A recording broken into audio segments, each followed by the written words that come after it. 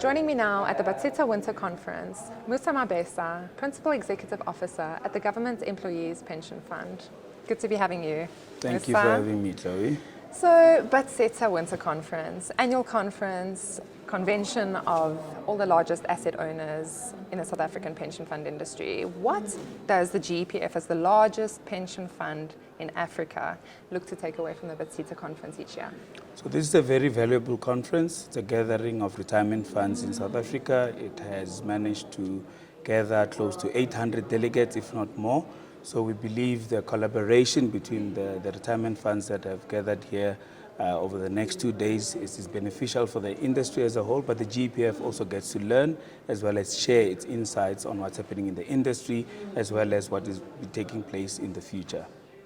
So the Deputy President gave quite a nice welcome and a very positive welcome this morning. What did you take away from his opening address?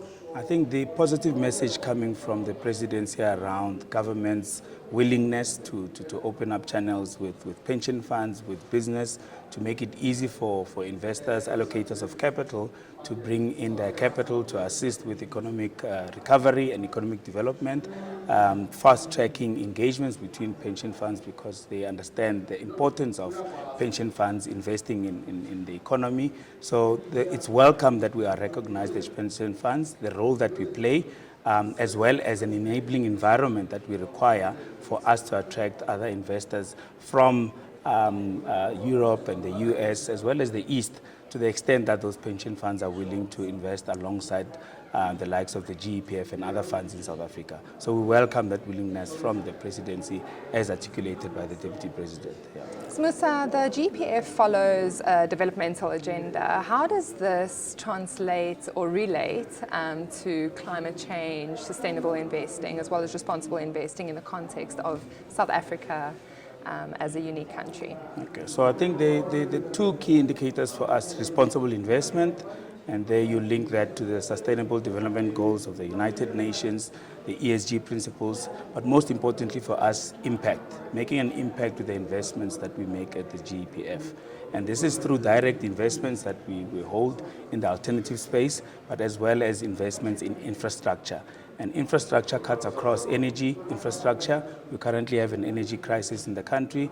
To what extent does the GEPF play a role in the just transition space so that we invest in renewables, make an impact in the economy, make an impact in the lives of our members and other citizens in the country, but still derive a return?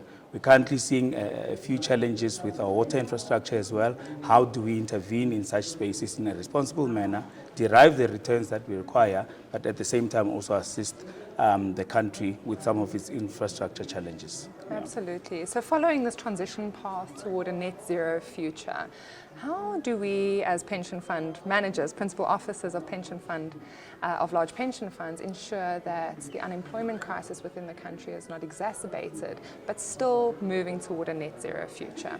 So we need to be realistic about our circumstances. So when we assess the industries that need to transition away from fossil fuels, we need to understand the impact to those communities, to the livelihoods, and the people who need to be repurposed so that they can start earning different livelihoods. So we need to be responsible and realistic about what that means.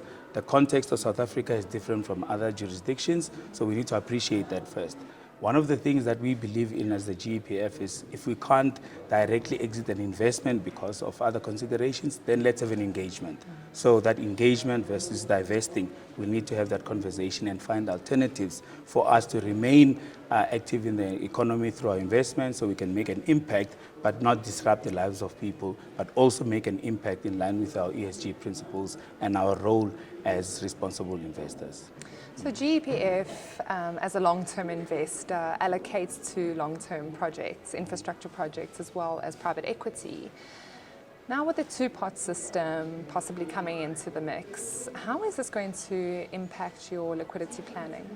Well, to the extent that the withdrawals, at the moment we don't know for sure how much will be allowed as instant access by members, but if it's a minimal amount, we don't see liquidity challenges for the fund of our size. Obviously, it will require us to alter our investment strategies for us to access that liquidity. It's not readily available. But if it is a huge sum of money, it does change the way the GPF will need to invest into the future. So our strategy will change. It will also change the long-term nature of our investing, because we'll need to hold more liquid assets in order for us to be able to pay out whenever it's required.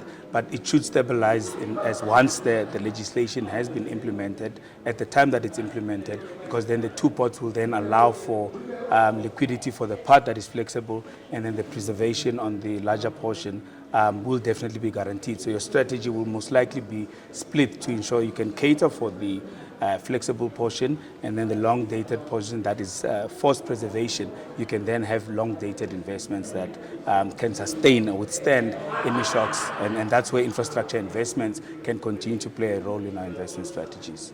Thank you for breaking that down for us, Musa. So Musa, just to close off the session now, what is your outlook from this Batseta Winter Conference compared to last year's Winter Conference? What is your outlook going forward? I think there's a lot of discussions and action being spoken of around climate change, the just transition, ESG, transformation, and how pension funds or retirement funds as a whole should be working together. For me, the collaboration part, I think that's what Batseta has been doing over the last 2 years, is how do we collaborate?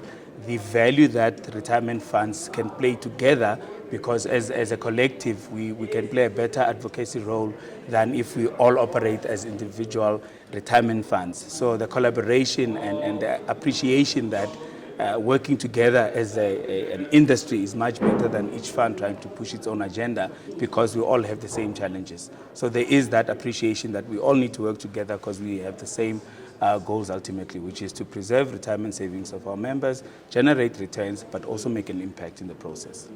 On that positive note, Musa, I want to thank you very much for your insights. We appreciate your time. Thank you very much, Lomi.